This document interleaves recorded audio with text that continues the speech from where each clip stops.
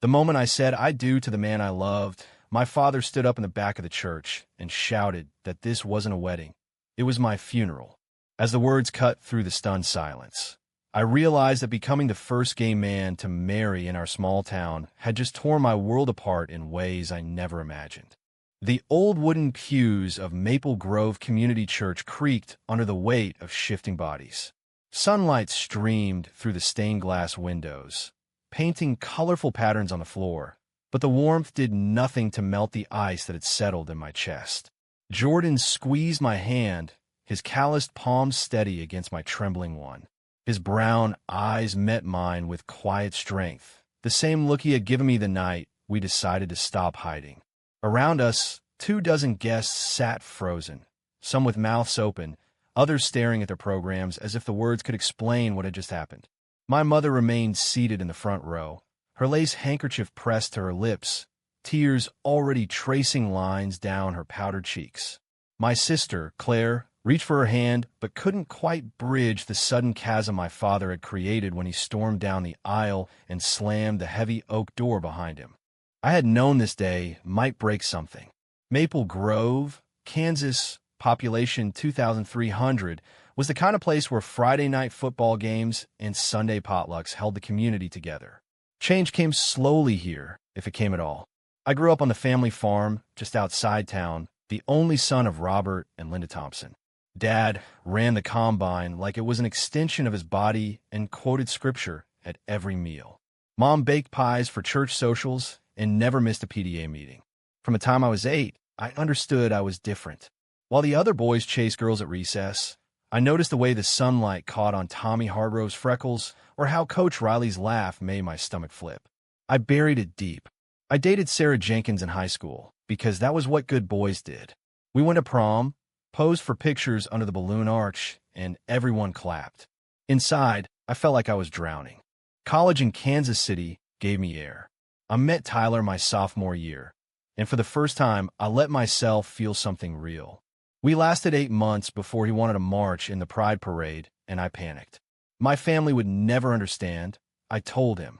He left, and the guilt followed me all the way back to Maple Grove when Dad's heart scare brought me home at 24. I took over the books for the farm and the local feed store, kept my head down, and tried to convince myself that quiet was enough. Then Jordan came back into my life. He had been the quiet kid in my senior English class, always reading in the back row. Now he taught history at the high school and coached the debate team. We ran into each other at the county fair last summer, sharing a funnel cake under the Ferris wheel lights. One conversation turned into late-night talks by the river, then stolen weekends in Wichita, where no one knew us. When he told me his grandmother was sick and he couldn't leave town, I understood.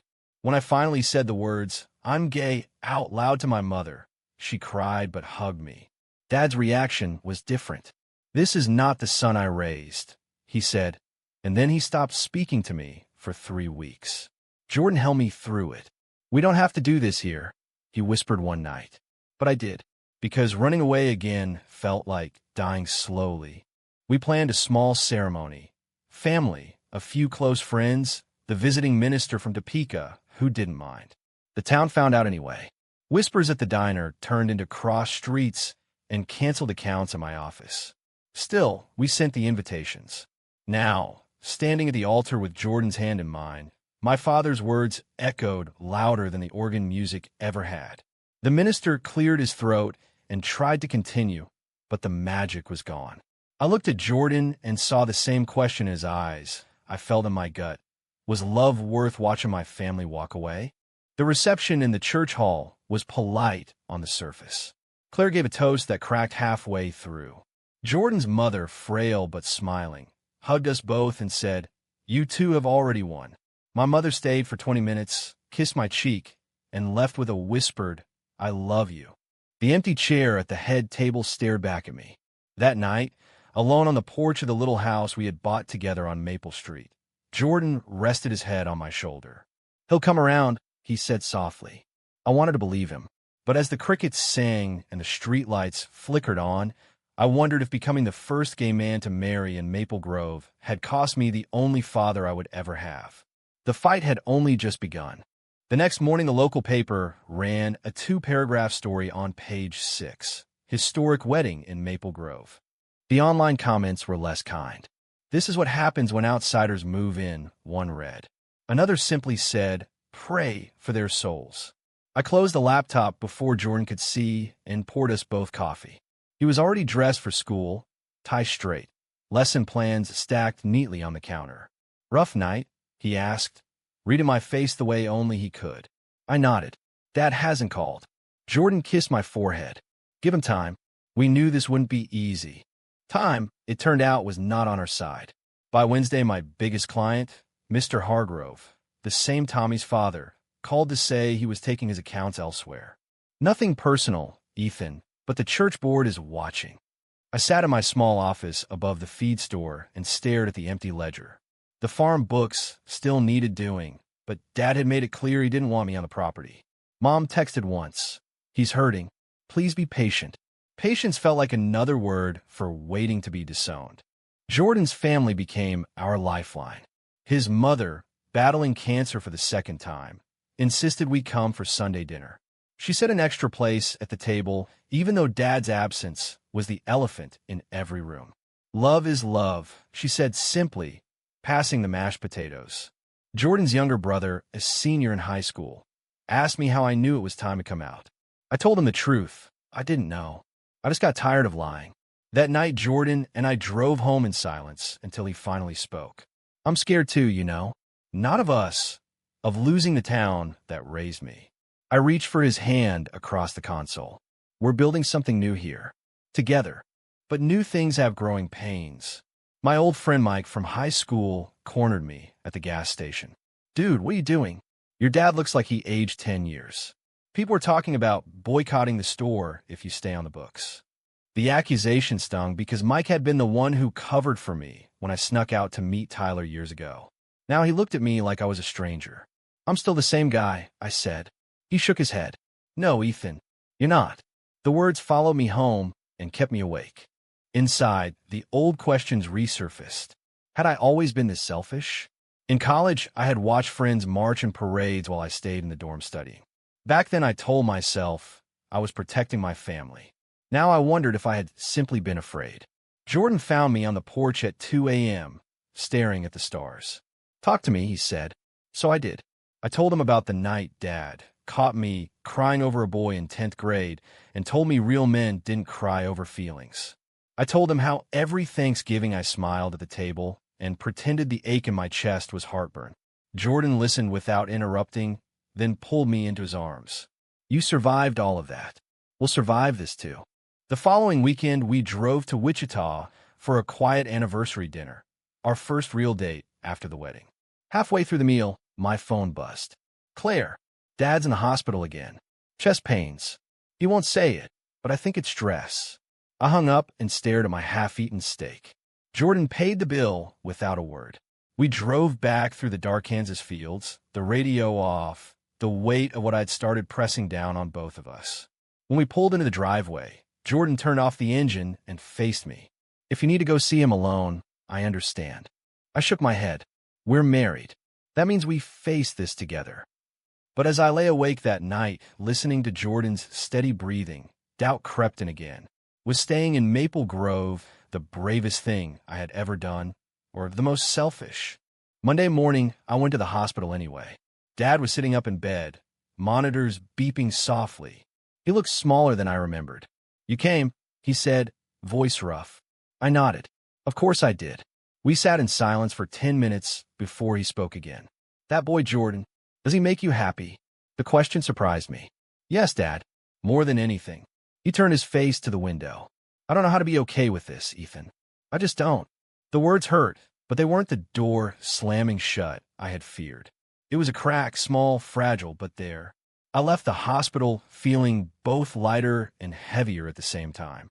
Jordan was waiting in the parking lot. When I told him what Dad said, he smiled for the first time in days. That's a start, he said. I hope he was right, because the town was still watching, and the real test was only beginning. The town meeting was supposed to be about the new school budget.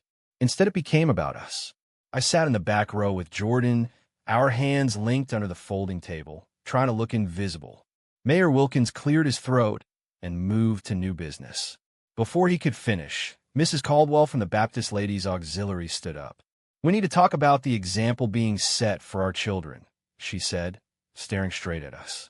A murmur rippled through the crowd. Someone shouted, "They have rights too." Someone else yelled, "Not in Maple Grove, they don't." Jordan's grip tightened. I felt every eye in the room like a physical weight. The principal of the high school shifted uncomfortably in his seat, Jordan's boss. Later that night, Jordan came home pale. "They're suggesting I take a leave of absence until things calm down." I wanted to punch something. Instead, I made us tea and listened while he paced the kitchen. I love teaching. Those kids need someone who sees them. I knew what he wasn't saying. He needed the job to help pay for his mother's treatments. We had already used most of our savings on the wedding and the house down payment. If he lost his income, we would have to make hard choices. The next morning, I drove to the farm. Mom was hanging laundry on the line, the same wooden clothespin she had used since I was little. She hugged me without a word, then stepped back. "He's in the barn." Dad was sharpening tools, the grinding wool spinning with a high whine. He didn't look up when I entered. "You heard about the meeting," I said. He grunted. "Whole town's talking. Your name's Mud, Ethan." The word stung, but I kept my voice steady. Jordan might lose his job because of me. Because of us. Dad set the tool down and finally met my eyes. "You made your bed. Now lie in it." The barn door creaked behind me as I left. Mom caught my arm on the porch. "He cried after you left the hospital," she whispered. "First time I've seen him cry since his own father died." I drove home with tears blurring the road. That afternoon, a rock came through our front window, wrapped in a note that said, "Go back to the city." Jordan swept up the glass while I called the sheriff. The deputy who showed up took the report, but kept glancing at our wedding photo on the mantel. "Folks are riled up," he said. "Maybe keep a low profile." Low profile. The phrase tasted like ash. I had spent 28 years keeping a low profile, and it had nearly killed me inside. Jordan's brother stopped by after school. Some kids at lunch asked if I was gay too, because my brother's married to a guy. He tried to laugh it off, but his eyes were red. Jordan pulled him into a hug. Watching them, I realized the ripple effect went far beyond our front door. That night we sat on the porch swing and made a list of options. Leave town, stay and fight, sell the house, keep the house, and commute to Wichita for work. Every option felt like losing. Jordan finally set the notepad aside. "I don't want to run, but I don't want you to lose your family either." I rested my head against his shoulder. "I already lost part of it. I'm not losing you too." The following weekend, my sister Claire drove down from Topeka. She brought pie and a bottle of wine and sat at our kitchen table until midnight. "Dad asked me if you were happy," she said. I told him the truth. "I've never seen you happier than when you look at Jordan." She paused. He didn't say anything, but he didn't argue either. Small mercies. We laughed about old family stories until the tension eased. When she left, she hugged Jordan too. "Welcome to the crazy family," she told him. It was the first time someone from my side had acknowledged him that way. I cried in the shower after she drove away, letting the water wash away weeks of fear. Monday, Jordan went back to school. The principal called him in, but only to say the board had decided against the leave of absence for now. "Keep your personal life off campus," he warned. Jordan came home exhausted, but smiling. "One battle at a time," he said. That night we cooked spaghetti together, bumping hips at the stove like any other married couple. For the first time in weeks, the house felt like home instead of a battlefield. I still didn't know if Dad would ever come around, but I knew Jordan and I were stronger than the rocks through the window and the whispers at the gas station. We were building something real, one hard conversation at a time. The call came at 3 in the morning. Mom's voice shook on the other end of the line. "Your father collapsed in the field. They're airlifting him to Wichita." I woke Jordan, and we drove through the dark in silence, my hands white on the steering wheel. At the hospital, the doctor told us it was another heart attack, less severe this time, but Dad needed rest and no stress. Mom looked 20 years older under the fluorescent lights. "He kept muttering your name," she said. I sat by his bed until dawn, watching the monitors beep. When he finally opened his eyes, the first thing he said was, "You still here?" I nodded. "Always will be, Dad." The next 3 days blurred into a routine of hospital coffee and quiet talks. Jordan brought clean clothes and sat in the waiting room without complaint. On the second night, Dad asked to speak to him alone. I paced the hallway for 20 minutes until Jordan came out, eyes shining. He said he doesn't understand, but he doesn't want me to leave you. It wasn't forgiveness, but it was the closest thing we had gotten. While I went back in, Dad was staring at the ceiling. I raise you to be a man who stands for something, he said quietly. Guess I just never thought it would be this. I took his hand, something I hadn't done since I was 10. It is this, Dad, and I'm still your son. We brought him home on Friday. Mom insisted we stay for dinner. The four of us sat around the same oak table where I had learned to say grace. The conversation was careful, full of pauses, but no one slammed any doors. Afterward, Dad walked me to the truck. I'm not saying I'll march in any parades, he said, but I won't stand in your way either. I hugged him then, really hugged him, and felt the years of distance start to crack. Jordan waited in the passenger seat, giving us space. On the drive home, he reached over and squeezed my knee. You did good today. The following week, the town seemed to exhale. The feed store owner asked me to do his books again. A few neighbors waved instead of crossing the street. Small things, but they added up. Jordan's mother's health took a turn for the better after her latest treatment, and she started knitting baby blankets just in case someday. We laughed about it, but the idea planted itself gently in the back of my mind. Maybe one day. I still woke up some nights with the old fear clawing at my chest. What if Dad changed his mind? What if the town turned again? Jordan would pull me close and remind me of the day we said our vows in front of the few who stayed. We chose each other knowing the cost, he whispered. Now we get to live it. Those words became my anchor. I started volunteering at the high school debate club with him on Saturdays, helping kids prepare arguments. One girl asked me how I knew I was ready to be out. I told her the truth. I wasn't ready. I just got tired of being half a person. She nodded like she understood more than a 15-year-old should. Claire called from Topeka to say Dad had asked her to send him a book about same-sex marriage from the library. He's trying, Ethan, in his own stubborn way. I hung up and stood on the porch watching the sunset paint the wheat fields gold. Jordan stepped out behind me and wrapped his arms around my waist. Proud of you, he murmured against my neck. For the first time since the wedding bells rang, I felt like maybe we had turned a corner. The road ahead was still long, but at least we weren't walking it alone anymore. Summer brought the county fair, and with it came the first real test of the fragile peace we had found. The fair board voted to let us march in the parade as a married couple. History for Maple Grove. Jordan and I debated for days. It could set us back, I said, or move us forward, he replied. In the end, we decided to walk. Dad surprised us by showing up at the starting line. He didn't carry a sign or cheer, but he stood on the sidewalk with Mom, arms crossed, watching. When our float passed, he gave a single nod. It was enough. The local paper ran a front-page photo. Comments online were split 50-50. Some called us heroes. Others called us sinners. One night, a group of teenagers egged our house. Jordan wanted to call the sheriff again. I wanted to let it go. We compromised by cleaning it up together at dawn and then sitting on the porch to watch the sunrise. This is what they don't understand, Jordan said. We're just two guys who love each other and pay our taxes and mow the lawn. I laughed for the first time in days. My office started getting new clients, mostly younger families who had watched the parade. One woman told me her son had come out to her after seeing us. You gave him courage, she said. The words lodged in my chest and stayed there. Maybe all the pain had a purpose after all. Jordan's mother's health stabilized enough for her to attend church again. She invited us to sit with the family. When we walked in, a few people nodded.